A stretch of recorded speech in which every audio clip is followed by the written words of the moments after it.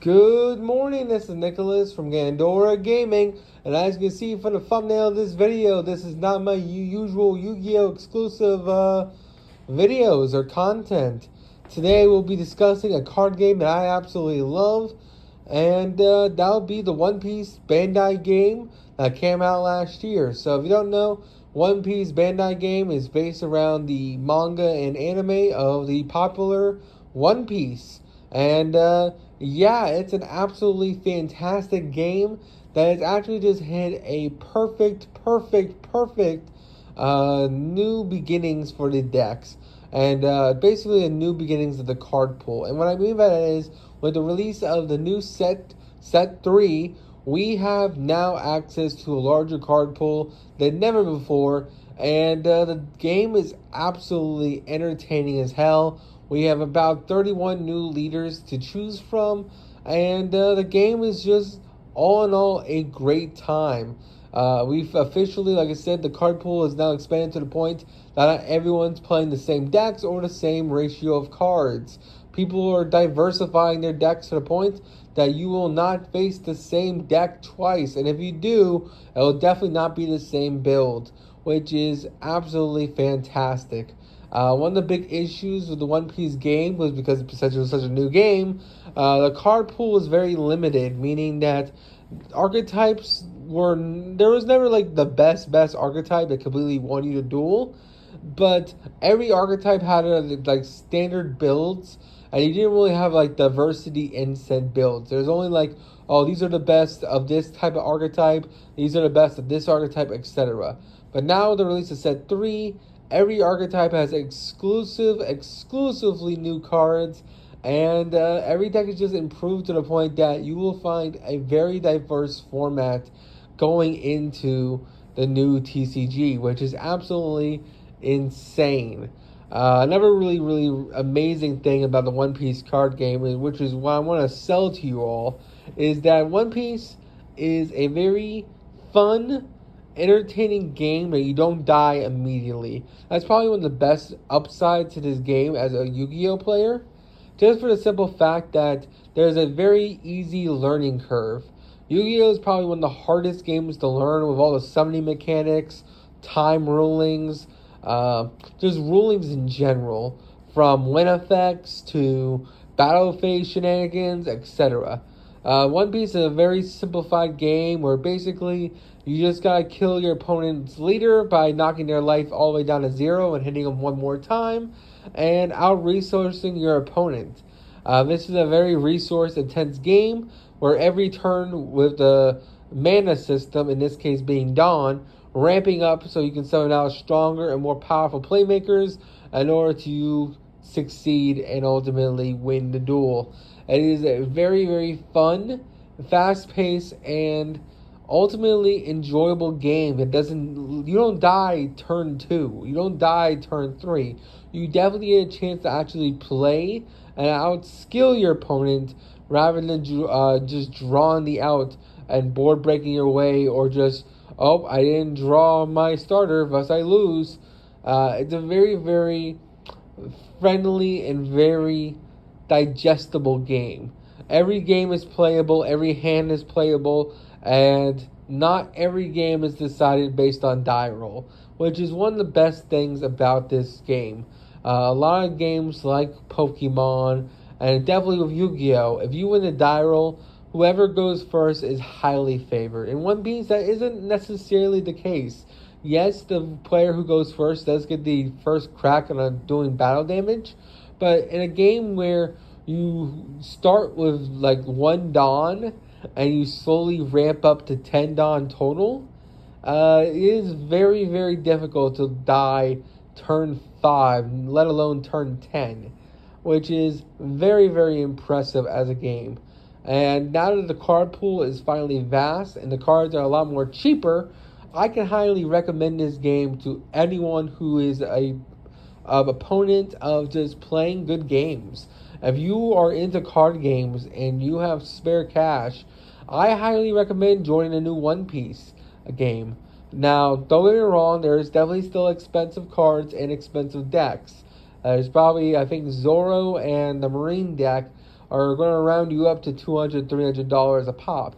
Not to mention, if you go the route of buying boxes, I think each box is about $120 to $170, depending on where you pick them up, which I highly don't recommend. I recommend not buying boxes. I definitely recommend buying individual pieces for your decks to build really, really powerful decks. And of course, with all the simulator games that exist now, you can, of course, play those simulators for free, learn the play style, learn how to play One Piece, and then once you're comfortable and you think this game is enjoyable enough, you can absolutely build your card pool in real life and play against tourneys and do well against friends. This is a very, very rewarding and enjoying experience, especially now that the card pool has reached over, I think it's over like 300 to 400 cards now with the release of set 3, meaning that your card choices in your deck matter now. When the card pool was a lot lower, it really came down to whoever opened up the better hand and just whoever kind of outskilled your opponent, but really whoever opened the better hand. Nowadays, with how diverse the card pool is and how diverse the leaders are, it really does come down to your skill and your overall ability to just out-resource your opponent and outsmart them and out-bluff them. There's a lot of bluffing in One Piece, which is absolutely incredibly fun. And it's kind of like BS in a way, where your opponent might have game on board, but because the deck revolves around like counters and ability to ultimately survive battle phases, you can absolutely bluff your way out of situations where you would otherwise lose and ultimately just win games because your opponent doesn't want to take the chance to put all their resources into one basket and hit you, and you can get some free wins like that. It's a very, very skill-intensive game. You need to know, it's kind of like poker in a way, where you need to know when you're going to hold them and where to fold them. And that's really about it when it comes to like the basic synopsis of the game. I'll go over like the colors now. So each leader comes with a different color. There's a total of 6 colors. The 4 original colors being green, blue, purple, and red. And with expansion 2, we got black. And with now expansion 3, we have yellow. And each archetype leader, based on what color they have, determines the actual card pool you have access to. For example, Kid, who is a green deck, only have access to green cards. Unlike, let's say, blue-red Luffy, who has access to both blue and red cards. But of course, there's downside to having more access to a larger card pool. Usually the leaders with like split life usually have either they can't attack, or basically they have the ability where they just start out with less life than other decks, which is a way to balance them out, which is very, very great. I love that every deck is just very balanced and has the ability to be countered, which is really, really solid. Like even the worst decks that exist, or the worst leaders, can still bring up results and still win games against the very best decks in the game. Just for the simple fact that as long as you're a skilled enough pilot and as long as you deck build correctly, it doesn't really matter what leader you have. As long as you can actually outplay your opponent, you should be fine. Now let's actually discuss the leaders that just came out for set 3, because they are amazing. So first things first, for everyone's red decks, we have introduction of the new Ace archetype. Ace, if you don't know from One Piece, is Luffy's brother, yada yada yada. You don't need to know the anime in order to join this game. Just know that Ace is the newest red archetype that came out, and it's definitely a very cool archetype. It's basically whole gimmick, it revolves around event spells, which is basically the form of like quick play spells that help you either destroy your opponent's cards, make cards really big for big pushes and attack, or ultimately help you save with life points. It's a very, very cool mechanic, and it definitely has some potential going forward as one of the stronger red decks. I still think Whitebeard and Zoro will keep it at bay as being the best red deck, but it has potential. Let's move on to blue. So blue, we got Nami as our new archetype. Nami is our first actual mill deck. Her whole gimmick is that as long if she can mill her deck down to 0 cards before she loses all her life, it's basically like an Exodia Win condition where she just wins the duel. So basically, the whole gimmick of her deck is instead of hitting your opponent's life, is just to basically mill their deck till they have 0 cards and win that way.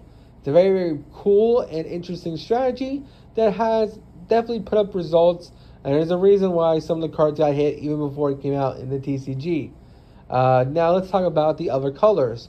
From blue, we have purple. The newest purple archetype is basically icebergs. Iceberg is a level 5 base archetype where the leader cannot attack, but by minusing 1 Dawn, he cheats out level 5s every turn, and basically has the ability to put very powerful beaters on the board very quickly. If you let an iceberg deck go out of hand, it can definitely out-resource you very quickly and definitely out-grind you and ultimately out-kill you with the ability of pressuring you with all the level 5s it generates. A very, very strong deck and definitely will get better once the new support comes out later on in set 4. The next archetype we gotta discuss is green. For green, we actually got 2 leaders. We got a green-yellow deck in Arlong, which is the Fishman Pirates, which is a very, very cool deck. I'll leave that one for later, just for the simple fact it's yellow. I'll get into yellows in a second. But we also have Captain Kuro, which is a really, really interesting, grindy green deck that's based around cheating out smaller green monsters and ultimately putting your opponent's monsters into defense position in order to clear out boards.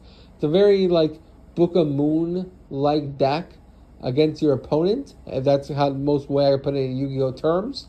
And the deck's really, really solid. It's definitely putting up results as a sleeper deck going on to the new format, and it is very cheap. The new red, blue, and purple decks that I just discussed are probably around $20 to build. Most of the cards came out as commons, and yes, you will need cards from the previous sets to probably optimize them perfectly, but at the same time, you don't necessarily need them, just based on how good the card pool is for set 3.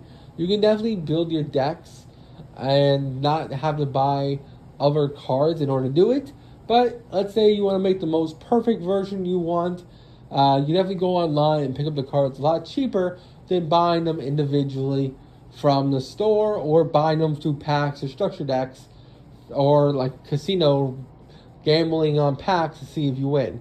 I don't recommend that. I highly recommend going to your local online shops and looking up the deck list you want to make and pulling out the cards that way. It's a lot cheaper and you'll get the cards you want a lot faster.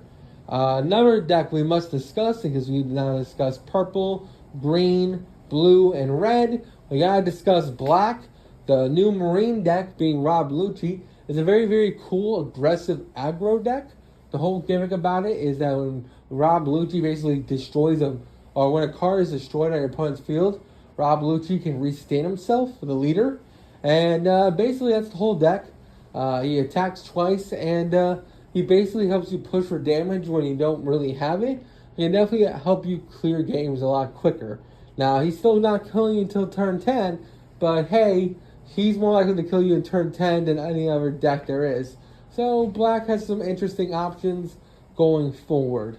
Now, we must discuss the big elephant in the room, that is being the new yellow color. Yellow is the newest color that was released this set. This is the release of the Big Mom Pirates. Again, you don't need to watch the anime in order to actually enjoy these archetypes or decks and play the game. Yellow's whole gimmick is triggers. All their monsters have the effect where if they are hit in your life and they're added to hand, you can discard a card, spell summon them from hand. It's a very, very cool mechanic, and it all has to do with life manipulation. All the leaders for yellow, besides Arlong, have the ability to manipulate your life in some form, or your opponent's life, in order to basically cheat out resources, or just cheat out very powerful monsters or very powerful spells with the damage you take.